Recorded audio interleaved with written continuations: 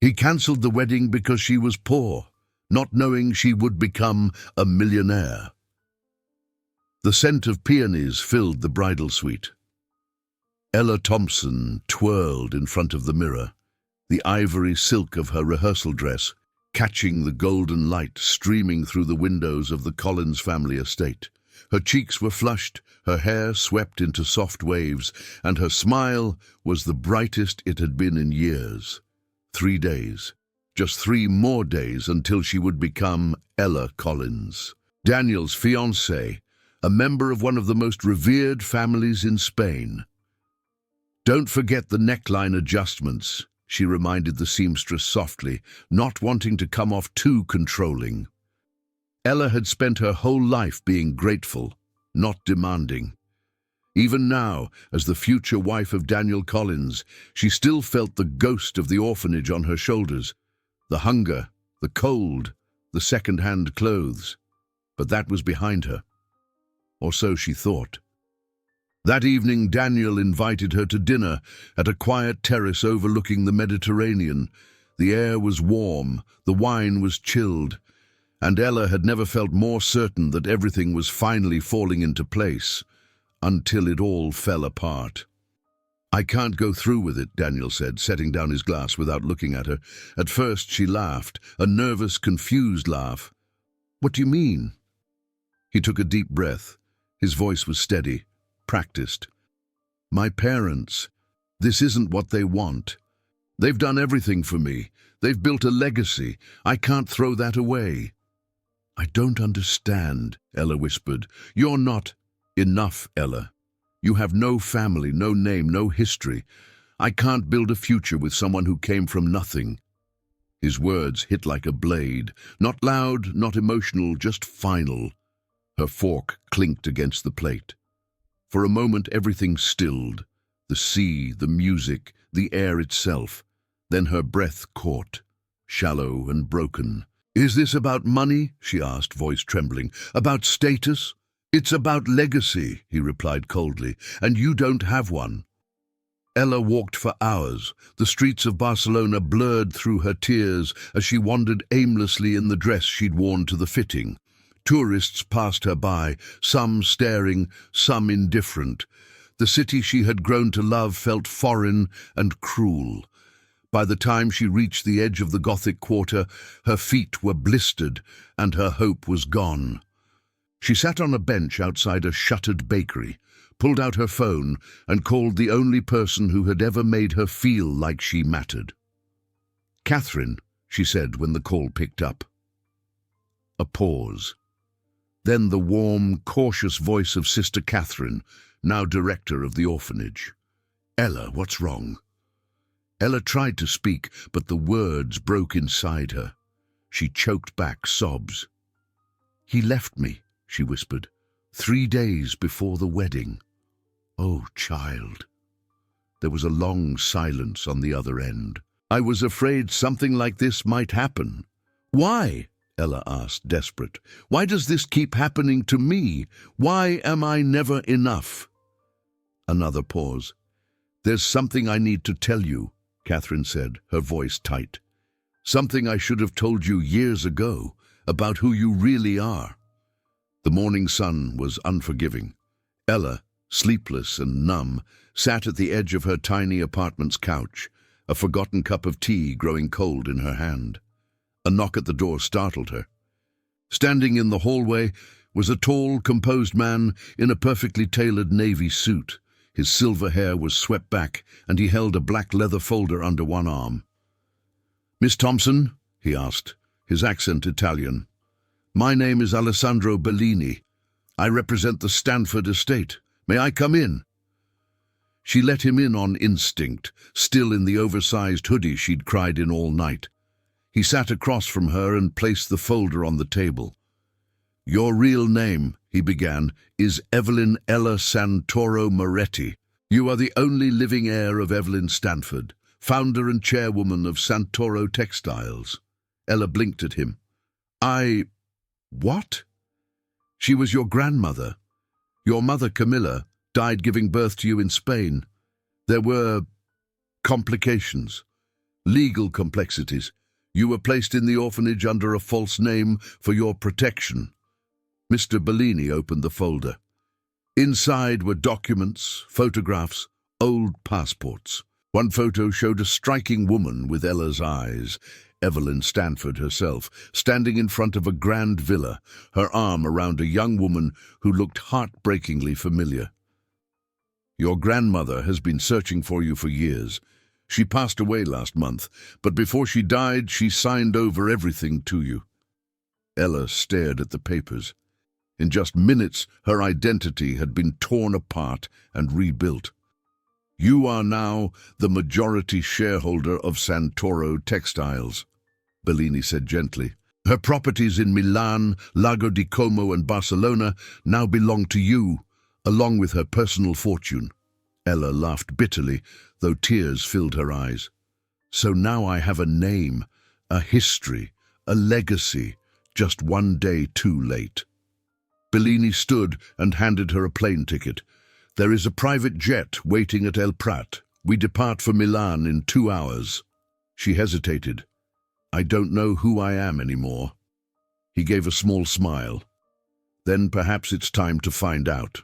2 hours later, Ella stood on the tarmac, the roar of the engines behind her and the Barcelona skyline fading in the distance.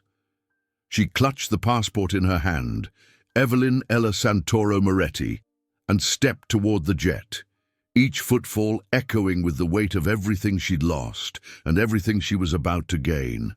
Not enough? They had no idea who she was becoming. The car doors opened to reveal a scene that felt stolen from a dream or a film set. The Stanford estate rose before Ella like a palace pulled from another century. Marble columns soared into the sky, ivy crawled along the pristine stone walls, and sculpted gardens stretched into the horizon. A fountain at the center of the circular driveway glittered under the Milan sun, water cascading over a statue of Athena holding a spindle of thread, symbol of Santoro Textiles.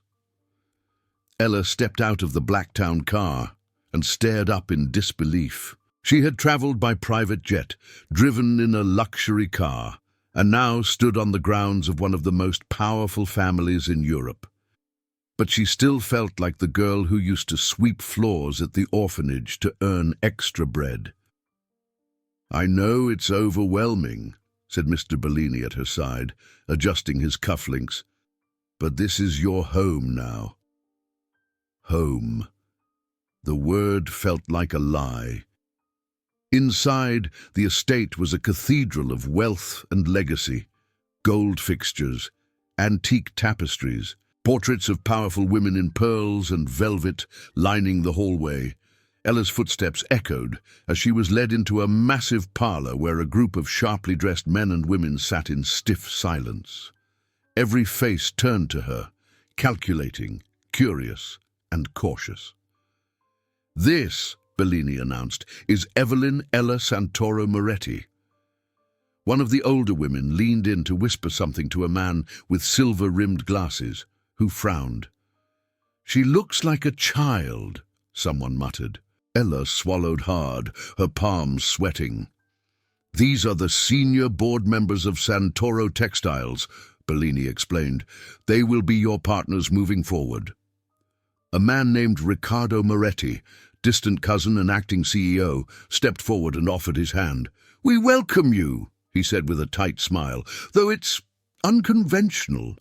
You'll understand there's concern. We expected someone more prepared. Ella took his hand anyway. I didn't expect to be here either, she said. But I'm not leaving. For the next several weeks, her life became a storm of schedules and standards. She was assigned a personal advisor, Ms. Whitmore, an elegant British woman with the warmth of granite and the efficiency of a metronome. Posture, diction, eye contact, Ms. Whitmore snapped during their etiquette sessions. If you cannot command a room, you will be swallowed whole. Ella spent her mornings in business briefings, afternoons in Italian language and culture classes, and evenings memorizing company reports in a marble bathtub that made her feel like a fraud. One night, exhausted and aching, She stared at her reflection. The designer clothes, the diamonds in her ears, the luxurious curls in her hair. It all looked like a mask. She touched the mirror.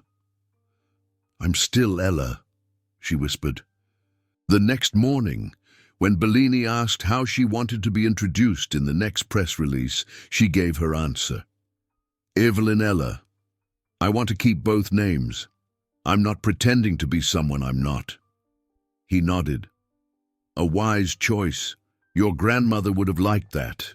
But the world wasn't so forgiving. The moment the media caught wind of the orphan turned heiress, headlines exploded. Cinderella or corporate catastrophe? From foster home to fortune. Who is Evelyn Ella? Stanford's hidden granddaughter raises eyebrows across Europe. Paparazzi swarmed her hotel in Milan. Online critics accused her of being a plant, a gold digger, a fake. Worse yet, whispers began inside the company. "She'll sell us to the Americans. She's too emotional. She doesn't understand our legacy."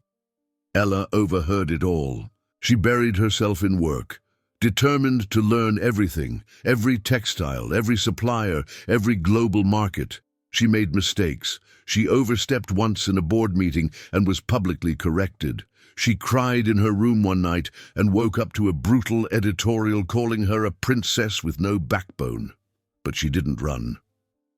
Weeks later, as a rare thunderstorm brewed over Milan, Ella received an envelope with no return address. Inside was a card printed on thick cream paper. "The Valmonts cordially invite you to the annual Winter Gala. Black tie, midnight performance. RSVP required.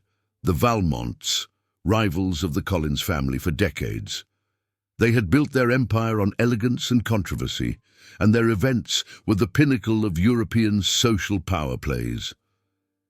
Ella stared at the invitation for a long time.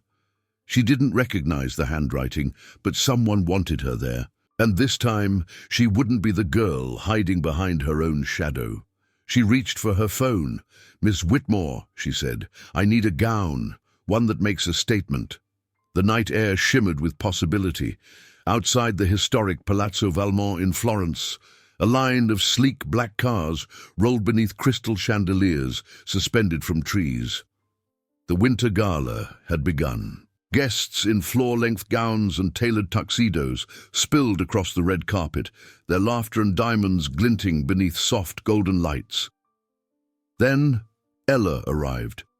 The crowd shifted like a tide, cameras clicked, conversations froze. She stepped out of the town car in a floor-length black couture gown, the neckline sharp, the silhouette unforgiving, the fabric shimmering like liquid obsidian. Her hair was pulled back in a low chignon, revealing diamond drop earrings that once belonged to Evelyn Stanford.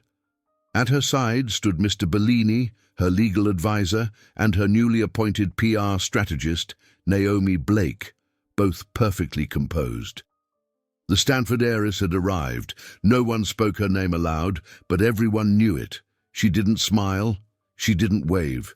She walked with the calm of a woman who no longer needed to prove she belonged. Inside, the ballroom glittered with gold and ice-blue accents, chandeliers casting starbursts of light across marble floors. An orchestra played something timeless. Waiters moved like shadows, passing champagne and whispered secrets. Ella accepted a glass and moved through the crowd with deliberate grace, each step echoing confidence. She could feel the eyes on her, especially his. Daniel Collins stood across the room, frozen. He was handsome as ever in his black tuxedo, but the certainty he once wore like armor was gone. His hand tightened around his glass when she met his eyes, and didn't look away. He walked toward her. "Ella," he said, stopping inches from her. She tilted her head. "It's Evelyn Ella now." There was silence. Then, "You look incredible." She offered a soft, neutral smile. "Thank you. I didn't expect to see you here. That makes two of us. I wasn't expecting an invitation, but someone thought I should attend." Daniel hesitated, clearly trying to read her. "You've changed. No, she said, sipping her champagne. I've just stopped apologizing. He opened his mouth to speak again, but she turned gracefully toward Naomi and murmured, I believe I'm due for a meeting. Without another word, she disappeared into the crowd, leaving Daniel standing alone, undone by a woman he thought he could walk away from. In a private salon, lined with old oil paintings and velvet drapes, Victor Valmont, patriarch of the Valmont dynasty, waited behind a grand oak desk. Ella entered with Bellini, her expression unreadable. Ms. Santoro Moretti, Victor said, standing. He was in his 70s, but moved like a man who'd spent decades commanding rooms. Thank you for coming. I found the invitation curious, Ella said evenly. Your grandmother and I were rivals, he admitted. But rivals in the old-fashioned way, with respect. He gestured to the seat across from him. I won't waste your time. Valmont Holdings is in trouble. Quietly, but seriously. Ella didn't blink. And what does that have to do with me? Victor smiled. I've reviewed our records. Through your grandmother's holdings and now yours, you own 14% of our voting shares. Ella leaned back slowly. Bellini raised an eyebrow, but said nothing. Continue, she said. Victor's tone shifted, less regal, more desperate. The company needs cash flow. We need restructuring. We need leadership that understands the future, not just the past. And you're coming to the granddaughter of your rival for help? She asked, her voice like silk over steel. I'm offering a partnership. Valmont and Stanford together. Two names that mean something. You step in publicly, support the brand, reinforce confidence. Ella studied him. And in return, you get influence, control, a legacy beyond the Stanford name. There was a long pause. Then she stood. I'll consider it, she said, but only on my terms. Victor frowned. Which are? New leadership, she said. Independent oversight. Reinvestment into community education and labor development. No more exploiting suppliers or cutting corners. Victor stiffened. That's bold. So was telling me I didn't belong, she said, recalling every whisper, every doubt.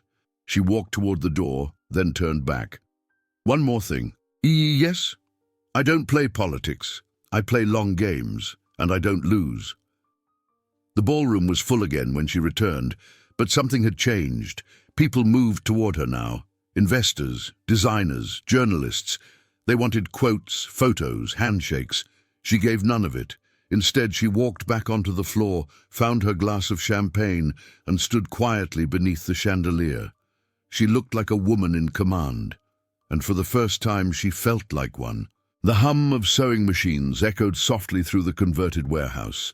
Ella stood near the entrance of the textile co-op, watching a line of young women thread bobbins and stitch vibrant fabrics into school uniforms. A banner on the wall read, "From Skill to Strength, sponsored by Santoro Textiles." It was her idea: create local jobs, support underfunded shelters, and bring dignity back into the textile industry. Not just profits, purpose. "Would you like to see the classrooms?" asked a volunteer. Ella nodded, following them through a side corridor into a bright space filled with art, books, and laughter. Children were painting with careful focus, their hands covered in color. She didn't expect to feel it again, that sharp, unshakable pull in her chest. And then she saw her, a girl, maybe 8, sitting alone near the back of the room. Her hair was a mess of curls, her brow furrowed in concentration as she traced lines in a workbook far more advanced than her age would suggest. There was something fierce about her posture, something familiar. "Who's that?" Ella asked quietly. "That's Abigail," the volunteer whispered. "She's brilliant, but difficult, doesn't trust adults, keeps to herself. She's been through a lot." Ella nodded. She didn't need the details. She saw herself in the girl's eyes. She walked over and knelt beside the desk. "Hi," she said gently. "I'm Ella." The girl looked up, suspicious. Okay. What are you working on? Math. Mind if I take a look? Abigail hesitated, then pushed the notebook toward her. Ella scanned the page and let out a low whistle. You're doing work 3 grades above this level. So, Ella smiled, that's impressive. I used to like math too, especially geometry. It felt like something I could control. The girl studied her for a moment. Why are you here? Looking for something I didn't know I needed, Ella said honestly. Abigail shrugged, like it wasn't her problem. But Ella knew, and she didn't walk away. Weeks passed. Ella kept returning to the shelter, always finding time to speak with Abigail. She brought books, puzzles, even helped fix a loose seam in one of the girl's sleeves. She didn't rush it. She just showed up. And one day, Abigail finally said the words, "Are you going to come back tomorrow?" Ella blinked. "Do you want me to?" The girl nodded, but barely. That night, Ella began the paperwork. Adoption. It wasn't a decision made on impulse, it was a commitment, a promise to someone who had no reason to believe in promises, just like she once didn't. Meanwhile, whispers began to circulate in business circles across Spain and Italy. Daniel Collins had left the family company. He had sold off his stake in Collins Holdings, left Madrid, and moved to a small coastal town where he had taken a job, teaching. The media speculated, of course, but Daniel refused interviews. What they didn't report was that he had created a private scholarship fund under the name Catherine Thompson. He never told Ella, but she found out anyway. On a rainy afternoon, she visited the town quietly, unannounced. She found him at the end of a hallway lined with student art, finishing a lecture about civil responsibility. He looked thinner, more grounded, older in spirit, not worn down, refined, like someone who had finally stopped running from his own reflection. When he saw her standing there, he froze. "Evelyn," he said cautiously. "I just came to say thank you," she said. He opened his mouth to respond, but she held up a hand. "I know about the scholarship, and I know you named it after the woman who raised me when no one else would. She saved your life," Daniel said softly. Ella nodded. "And now you're helping save others. That matters." He studied her for a moment. "I never stopped regretting it," he said. "What I did, what I said." "I know," she replied, "but I'm not here to reopen the past. I'm here to close it, with peace." Daniel smiled, bittersweet. "You're different." "No," she said. "I'm just finally whole." She left him there, surrounded by books and the future he had chosen for himself. Months later, on the lush green grounds of a new orphanage school hybrid, designed by Ella and funded through a mix of her own money and community investments, dozens of children ran beneath colorful murals. At the center stood Ella, clipboard in hand, overseeing the finishing touches of the science lab. Abigail clung to her side, impatient but beaming. "Can we go inside now?" "Almost," Ella smiled. "Patience builds character." Abigail rolled her eyes. "You say that every day." "Because it's true every day." They walked into the building together, not as a businesswoman and a child, but as mother and daughter. The sun dipped low, casting golden light across the new school's courtyard. Laughter echoed off the walls. Seeds of legacy had been planted in the soil, not just in capital, but in care. And somewhere, the spirit of Evelyn Stanford watched her granddaughter not from the top floor of a boardroom, but from the quiet pride of knowing the woman she had become. Not because of the empire she inherited, but because of the one she built with her heart.